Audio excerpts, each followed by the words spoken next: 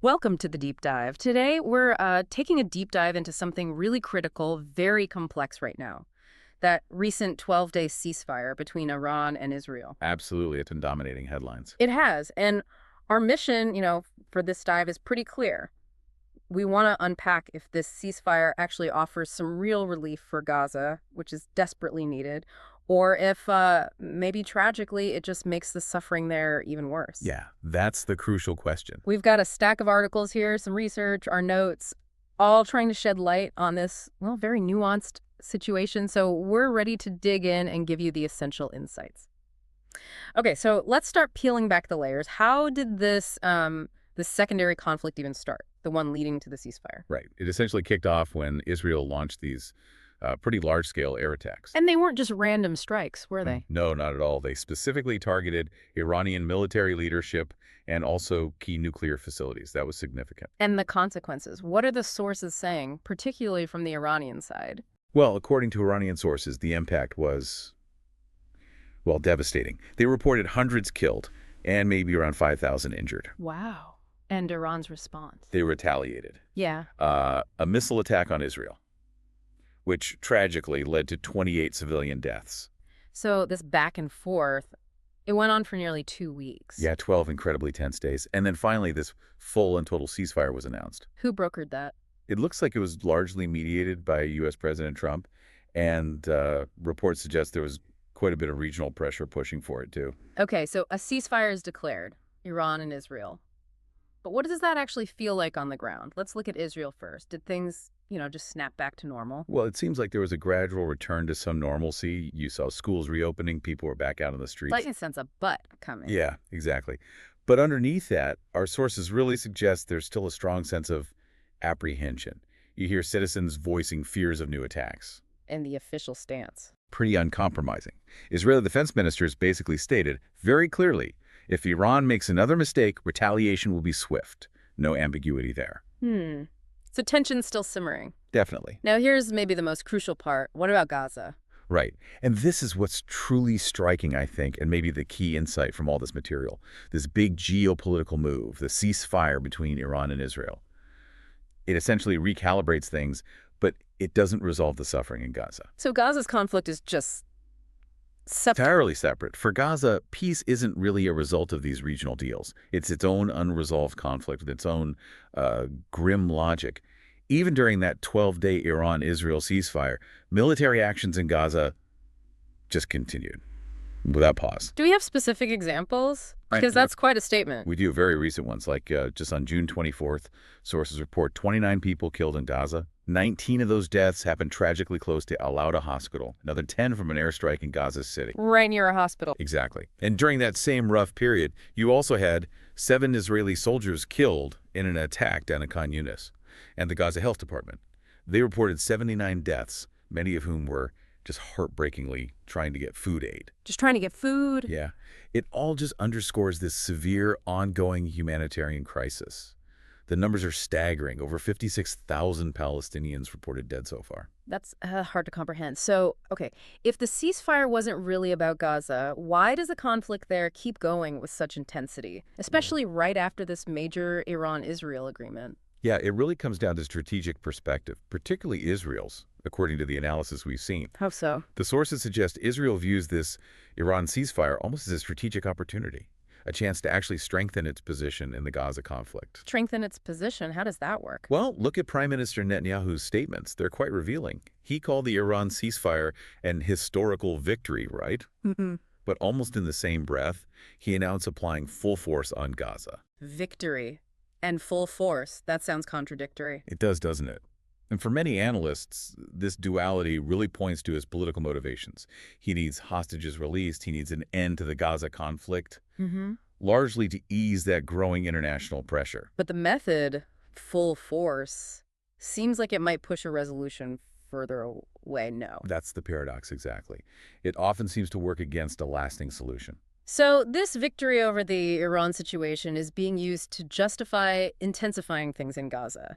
It's a complex, almost cynical strategy if that interpretation is right. It definitely suggests a prioritization. Handle the immediate regional threat from Iran first, which then frees up resources and focus to redirect onto the ongoing conflict in Gaza. And amidst all that, you mentioned aid earlier. Was there any actual concrete relief getting into Gaza during this time? There was, well, Yep. a glimmer. One convoy did manage to reach Gaza City with supplies, and our sources suggest that might have been the first one since March. Yeah. So something got through. Okay, that's something.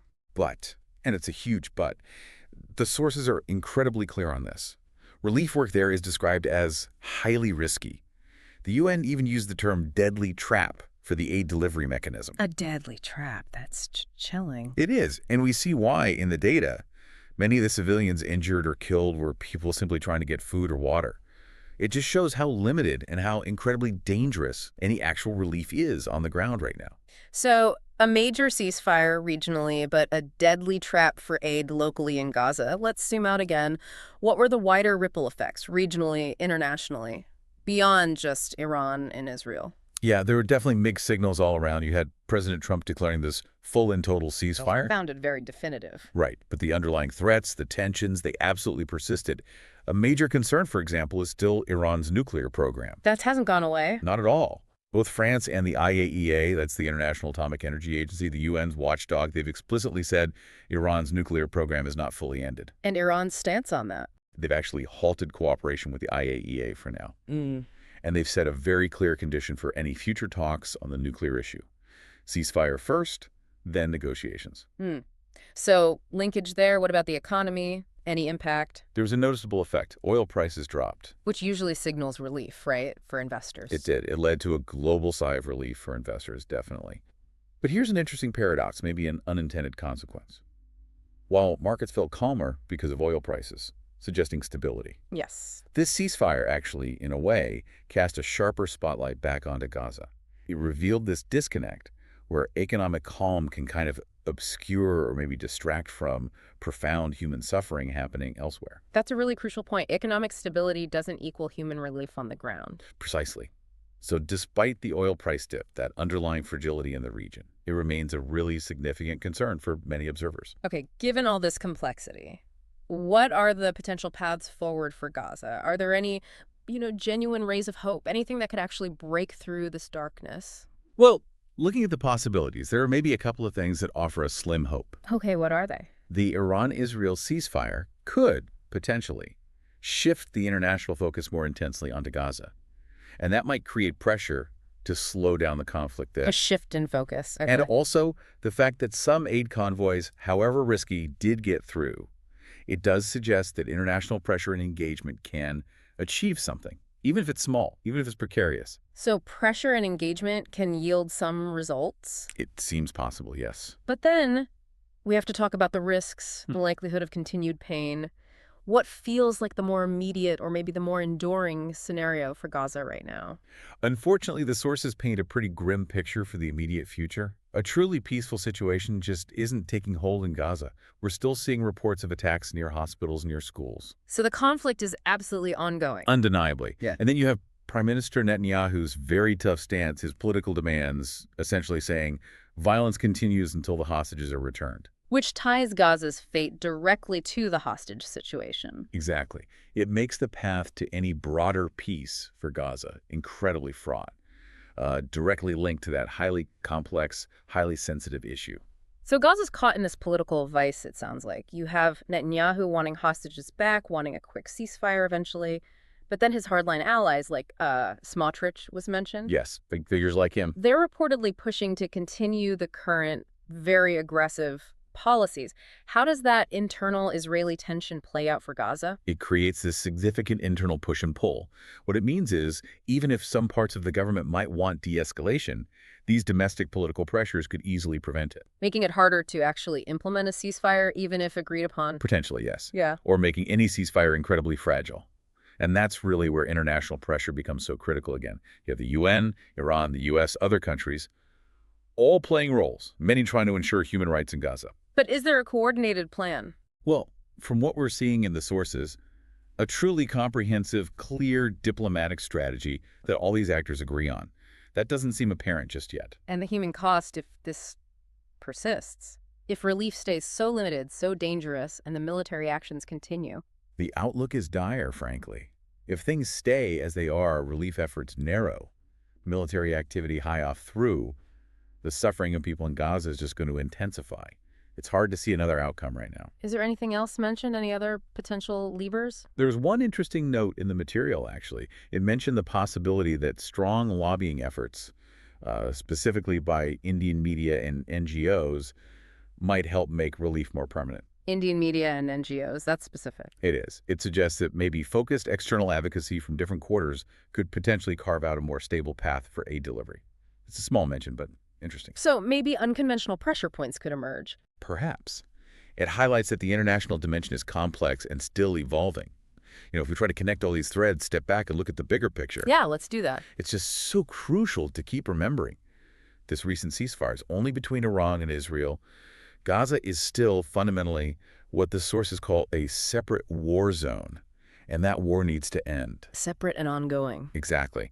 Now, potentially, leveraging that Iran-Israel pause to push harder for hostage releases, that could maybe initiate a real path towards broader relief for Gaza. It's a possibility. And this is really the vital takeaway, I think. If military operations continue inside Gaza with the kind of intensity we're seeing now, it creates this awful situation of, well, the source called it minor relief with massive thorns. Minor relief with massive thorns. Explain that. It means you might get some superficial aid, a truckload here or there, but it happens amidst this backdrop of prolonged, agonizing pain, danger, and destruction. It's relief that doesn't fundamentally change the suffering. A really powerful and worrying image. So, okay, what does this all mean for you, the listener, trying to make sense of the headlines? The conclusion, unfortunately, seems pretty clear from our sources today. Gaza hasn't yet received significant, sustained relief. Not in a meaningful way, no. The Iran-Israel ceasefire. Its impact on most people in Gaza seems limited, maybe even negligible in some ways. Yes, some aid convoys arrived, but the conditions, as we've heard, remain incredibly dangerous, devastating. A deadly trap scenario. Exactly. So, for anything resembling real liberation, lasting relief for Gaza, it seems to need more than just this pause between other powers. It needs concerted international diplomatic pressure, real pressure. It needs a comprehensive military ceasefire that actually holds in Gaza. And, crucially, a transparent, workable plan for hostage release that could maybe build some trust, some foundation for peace. Those seem to be the essential ingredients. So as you reflect on all this, think about what stands out to you here. Do you feel Gaza has genuinely found any relief from this latest development, or does it feel like its suffering is actually set to intensify? And maybe more importantly, what do you think are the most crucial steps forward for Gaza now? Something to really consider.